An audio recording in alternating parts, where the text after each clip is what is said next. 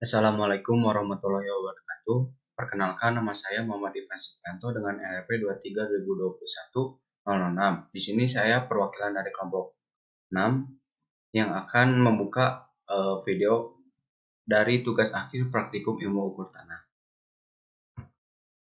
Ya, pertama-tama saya akan memperkenalkan anggota kelompok saya, yaitu ada Aulia Putri Maharani dengan NRP 2021-009, Johannes Bintang Parulian dengan NRP 23/2021-015. Yang terakhir ada Lodewi Sakan dengan NRP 23/2021-023. Materi dalam video kali ini adalah yang pertama pengenalan alat ukur, yang kedua kesalahan kolimasi dan indeks, yang ketiga metode ikatan ke muka, yang keempat metode ikatan ke belakang, yang kelima adalah poligon. Sebelum membahas lebih lanjut, kita harus mengenal terlebih dahulu tentang apa itu ilmu ukur tanah. Ilmu ukur tanah adalah bagian dari geodesi yang dimana bertujuan untuk mempelajari cara-cara pengukuran di permukaan bumi dan di bawah tanah untuk menentukan posisi relatif atau titik-titik absolut pada permukaan tanah, di atasnya atau di bawahnya. Selanjutnya adalah pengenalan alat ukur. Dalam melakukan pengukuran, kita membutuhkan alat, yaitu alat yang dibutuhkan adalah teodolit. Teodolit itu sebenarnya memiliki banyak jenis, tetapi yang kita gunakan dalam praktikum ilmu ukur tanah 1 yaitu teodolit T0 dan T2. Tidak lupa juga dengan peralatan pendukung yang terdiri dari lampu lapangan, statif, alas statif, kaki 3, unting-unting, payung, pita ukur, galon. Fungsi dari teodolit itu sendiri adalah mampu mengukur sudut ketinggian tanah sesuai yang diinginkan, bahkan dalam pemetaan yang sulit, menentukan sudut horizontal dan sudut vertikal di bidang tanah, pembangunan pondasi rumah atau bangunan lainnya. Yang selanjutnya ada centering. Sebelum melakukan kegiatan pengukuran, ada hal yang harus diperhatikan, yaitu alat ukur harus dalam keadaan centering. Centering adalah kegiatan menempatkan sumbu vertikal dan horizontal secara tepat di atas titik pertama sebagai acuan pengukuran. Baik, saya Lodewi Sakan, NRP 23/2021-023. Saya akan melanjutkan materi tentang kesalahan kolimasi dan indeks pada teodolit. Jadi, setiap alat teodolit T0 atau T2 ini pasti akan mengalami kesalahan secara teknis atau mekanis. Kita harus mengetahui secara detail dari kesalahan-kesalahan teodolit ini. Kesalahan-kesalahan pada teodolit terjadi karena tidak memenuhi syarat-syarat yang ada. Berikut ini adalah syarat agar teodolit tidak mengalami kesalahan. Yang pertama, sumbu ke-1 benar-benar tegak atau vertikal. Yang kedua, sumbu kedua harus benar-benar mendatar. Yang ketiga, garis bidik harus tegak lurus, sumbu kedua atau mendatar. Tidak adanya salah indeks pada lingkaran vertikal. Apabila ada salah satu syarat yang tidak terpenuhi, maka dapat terjadi kesalahan pada teodolit. Berikut ini adalah kesalahan-kesalahan pada teodolit, yaitu kesalahan skala, kesalahan indeks, kesalahan kolimasi, kesalahan eksentrisitas, kesalahan sumbu mendatar, kesalahan sumbu tegak. Dan yang akan kita bahas di video ini adalah kesalahan kolimasi dan indeks. Kesalahan kolimasi terjadi pada bacaan skala horizontal. Kesalahan ini terjadi apabila garis bidik tidak tegak lurus dengan sumbu mendatar. Adapun untuk menghitung kesalahan kolimasi pada teodolit, dapat menggunakan rumus berikut ini. Kesalahan kolimasi sama dengan plus minus horizontal luar biasa dikurang horizontal biasa dikurang 180 derajat dibagi 2. Koreksi kolimasi sama dengan kurang kesalahan kolimasi. Kesalahan indeks terjadi pada bacaan vertikal. Kesalahan ini terjadi apabila garis jurusan nifo tidak sejajar dengan indeks-indeks, ataupun pada saat teropong mendatar bacaan sudut miring pada nifo tidak 0 derajat. Untuk menghitung besar kesalahan indeks, dapat menggunakan rumus berikut ini. Kesalahan indeks sama dengan plus minus vertikal biasa ditambah vertikal luar biasa dikurang 360 derajat dibagi 2. Koreksi indeks sama dengan kurang kesalahan indeks. Kita lanjut ke ikatan kemuka. Ikatan kemuka adalah salah satu metode pengukuran posisi horizontal titik tunggal, di mana pengukuran tersebut berasal dari dua buah titik yang sudah memiliki titik koordinat untuk memperoleh suatu titik lain. Tempat berdirinya target di lapangan, dua titik ikat, dan satu titik yang dicari koordinatnya harus terlihat satu sama lain. Garis antara kedua titik yang sudah memiliki koordinat dinamakan titik apsis. Pengukuran ini dapat dilakukan apabila kondisi lapangan memungkinkan untuk berpindah posisi. Berikut ini adalah gambar bayangan ikatan kemuka. Ini adalah gambar metode ikatan kemuka. Berikut ini adalah tahapan dalam melakukan pengukuran ikatan kemuka. Yang pertama, mendirikan alat teodolit T2 di atas titik koordinat BMA dan sentringkan alat. Lalu dirikan unting-unting dengan kaki 3 di titik BMB dan dirikan juga titik P. Selanjutnya sentring teodolit dengan tepat. Arahkan alat secara kasar dengan visor ke titik BMB. Setelah diarahkan baca bacaan sudut biasa. Lalu putar dengan searah jarum jam ke titik P. Bidik titik P dengan visor agar mudah baca bacaan sudut biasa titik P, lalu putarkan teropong 180 derajat untuk membaca sudut luar biasa pada setiap titik. Baca bacaan sudut luar biasa pada titik P.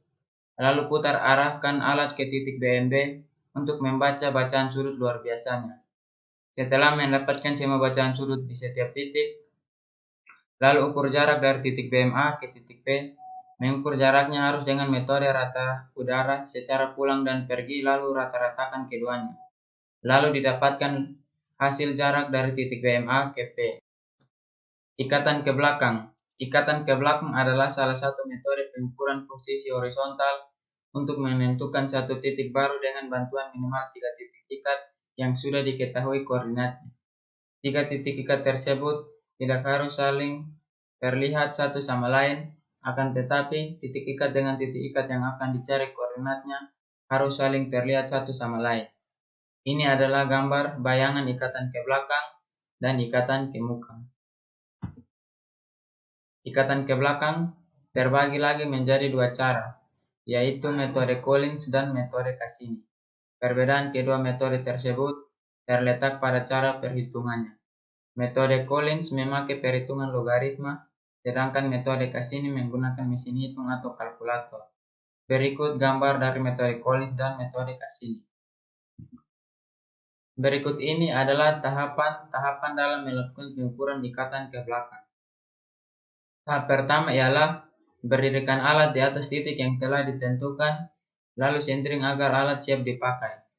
Arahkan alat ke titik A secara kasar menggunakan visir. Setelah pas ke titik yang akan dibaca, lalu baca bacaan sudut biasanya. Cantumkan ke dalam data pengukuran. Lalu arahkan alat ke titik B menggunakan visir. Setelah pas ke titik yang akan dibaca, lalu baca bacaan sudut biasanya. Cantumkan ke data pengukuran. Lalu arahkan alat ke titik C menggunakan visir. Setelah pas ke titik yang akan dibaca, lalu baca bacaan sudut biasanya. Cantumkan ke data pengukuran. Putar teropong 180 derajat, lalu putar 180 derajat alatnya searah jarum jam ke titik yang terakhir dibaca untuk membaca sudut luar biasa. Lalu arahkan alat ke titik C menggunakan visor, pas ke titik C yang akan dibaca, lalu baca bacaan sudut biasa luar biasanya. Lalu arahkan alat ke titik B menggunakan visor, setelah pas ke titik yang akan dibaca, lalu baca bacaan sudut biasa luar biasanya. Cantumkan ke data pengukuran. Lalu arahkan alat ke titik A menggunakan visir. Setelah pas ke titik yang akan dibaca, lalu baca bacaan sudut biasa luar biasanya. Hitung jarak dari titik P ke setiap titik pengukuran dengan metode rata air atau datar dengan cara pulang dan pergi, lalu rata-ratakan hasil dari kedua jarak tersebut. Untuk materi yang terakhir adalah poligon. Poligon dapat diartikan sebagai serangkaian titik-titik yang dihubungkan oleh sudut-sudut dan jarak-jarak mendatar. Poligon haruslah memiliki titik acuan atau titik ikat awal yang memiliki titik koordinat dan sudut azimut awal. Titik awal atau yang bisa disebut titik ikat adalah titik referensi atau acuan yang digunakan untuk menghitung koordinat titik-titik selanjutnya. Poligon berdasarkan bentuknya terbagi menjadi dua, yaitu satu poligon terbuka. Poligon terbuka adalah poligon yang titik-titiknya saling berikatan satu sama lain. Tetapi titik awal atau titik acuan dan titik akhirnya tidak berada di satu titik yang sama. Poligon terbuka sendiri terbagi lagi menjadi tiga, yaitu poligon terbuka lepas, poligon terbuka terikat, poligon terbuka terikat sempurna. Poligon terbuka lepas adalah poligon yang deretan titiknya hanya terikat pada satu titik acuan atau titik ikat saja, dan hanya diketahui satu sudut azimut awal saja. Metode ini tidak dapat dikoreksi sehingga tidak direkomendasikan, apalagi jika titik yang dihitungnya banyak dan jaraknya jauh dari titik ikat. Poligon terbuka lepas memiliki akumulasi kesalahan di akhir yang dapat mengakibatkan perubahan titik koordinat di akhir yang sangat berbeda. Berikut adalah contoh gambar metode poligon terbuka lepas. Poligon terbuka terikat adalah jenis poligon yang memiliki tiga titik acuan atau titik ikat yang terdiri dari dua titik ikat awal dan satu titik ikat akhir yang telah diketahui koordinatnya, diketahui sudut jurusan awal. Metode ini dapat dikoreksi, akan tetapi hanya dikoreksi titik absis dan koordinat. Berikut adalah contoh gambar poligon terbuka bebas terikat dan contoh gambar poligon terbuka terikat azimut. Poligon terbuka terikat sempurna adalah jenis poligon yang memiliki 4 titik acuan ikat yang terdiri dari 2 titik ikat awal dan 2 titik ikat akhir yang telah diketahui koordinatnya, 2 sudut jurusan awal dan akhir, sehingga dapat dikoreksi dengan koreksi sudut, koreksi absis, serta koreksi koordinat. Metode ini adalah metode yang paling direkomendasikan karena terdapat acuan awal dan akhir. Berikut adalah contoh gambar metode poligon terbuka terikat sempurna. Yang kedua ada poligon tertutup. Poligon tertutup yang deretan titiknya saling berikatan satu sama lain dan juga titik awal atau titik acuan serta titik akhirnya berada di satu titik yang sama. Metode poligon tertutup dapat dikoreksi, baik koreksi sudut ataupun koreksi absis dan ordinatnya. Berikut adalah contoh gambar metode poligon tertutup. Yang berikutnya adalah tahapan-tahapan dalam melakukan pengukuran poligon. Yang pertama, siapkan alat, lalu berdirikan alat di atas BM. Setelah itu, lakukan centering teodolit T2 agar alat bisa digunakan untuk pengukuran. Lalu, siapkan kaki 3 untuk memasang unting-unting di titik backside. Lalu, arahkan alat ke target menggunakan visir. Setelah itu, bidik target dan usahakan bidik ke tengah titik. Lalu, baca bacaan sudutnya. Lalu, masukkan bacaan sudutnya ke data pengukuran yang sudah disediakan. Lalu, siapkan titik poligonnya menggunakan kaki 3 yang dipasangkan unting-unting. Untuk menentukan titik selanjutnya, usahakan titiknya tidak terhalang oleh apapun. Arahkan alat menggunakan visir, lalu bidik ke target dengan tepat. Lalu, baca bacaan sudut biasa horizontalnya dan masukkan ke data pengukuran. Setelah baca bacaan sudut horizontal luar biasanya dan masukkan ke data pengukuran. Lalu, ukur jarak antara titik horizontal titik backside secara pulang dan pergi dan ke titik poligon secara pergi dan pulang. Lalu, jika sudah menentukan titik-titik hingga ke titik akhir, langkah awalnya adalah siapkan alat di atas titik poligon. Yang selanjutnya, arahkan alat secara kasar menggunakan visir ke target, bidik target backside-nya, baca bacaan sudutnya, lalu masukkan ke data pengukuran yang disediakan. Bila sudah melakukan bacaan ke backside, lalu arahkan alat secara kasar menggunakan visir ke titik BM yang terakhir. Selanjutnya, bidik target titik terakhir yaitu BM dan baca bacaan sudut biasanya dan masukkan ke data pengukuran yang sudah disediakan. Yang terakhir, setelah baca bacaan biasa, lalu putar alat untuk membaca sudut luar biasanya dan ukur jarak antara titik letak ke backside dan titik letak alat ke BM terakhir secara pulang dan pergi. Sekian video dari tugas akhir kami dari kelompok 6. Semoga bermanfaat. Terima kasih. Assalamualaikum warahmatullahi wabarakatuh.